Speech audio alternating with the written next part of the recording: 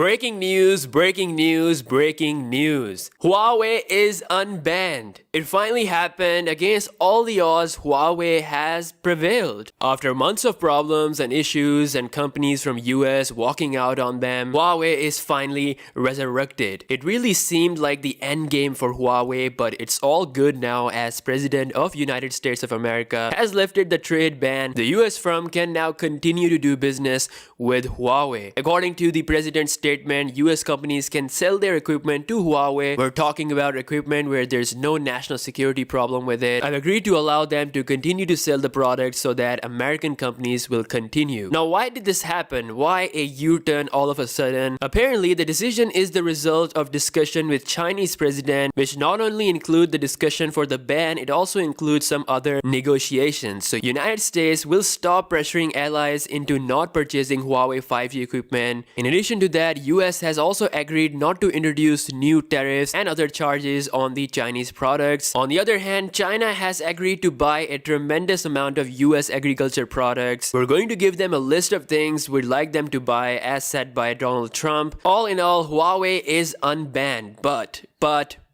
will they trust US? I mean, this whole situation has showed us what Huawei was really capable of. They are very close on finishing their own software, the Arc OS, which is based on non-Google version of Android. And many believe that Huawei's OS could replace Android. Huawei has developed something called Arc compiler as explained on XDA in full detail, which could make Android 60% faster than its current speed. To put it simply, compiler is a program that translates a code from one language to another. Android currently uses the ART Android runtime, which uses an interpreter that translates the code. With Huawei's ART compiler, there is no need for an interpreter, meaning it's the first direct static compiler that can do direct translation of the code into the machine language, completely removing the need of having an interpreter, which Android currently uses. So the process becomes simpler, and basically this could improve Android fluency by 25% and also increasing the speed of apps opening by 60%. The ARC compiler is currently built to work with ARM chips and Android. As we already know, the Huawei Arc OS was supposed to be based on non-Google Android, but now since the ban is lifted, Huawei could actually collaborate with Google on this. They could implement their ARC compiler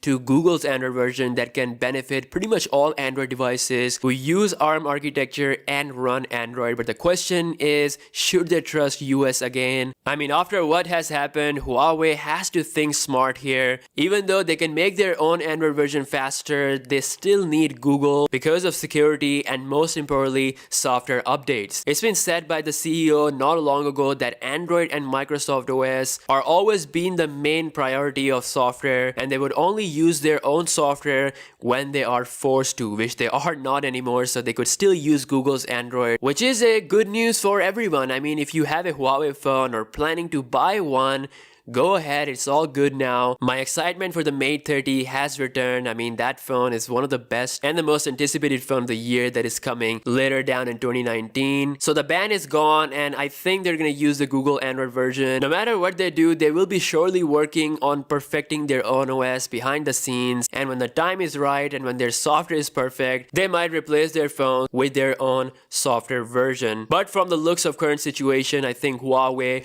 will stick to Google's Android. So that's all we have on the Huawei situation. If you have a Huawei phone, whether it's a mid-range phone, flagship phone, a phone that you are planning to buy, or phone that you have already owned for years, Google services, Google application, everything regarding to Google will still work, and your current phone will continue to get updates directly from Google. Thank you so much for watching this video. Let me know your thoughts in the comment section below. What do you think Huawei should do in this current situation? And I'll see you guys in the next one. Peace out.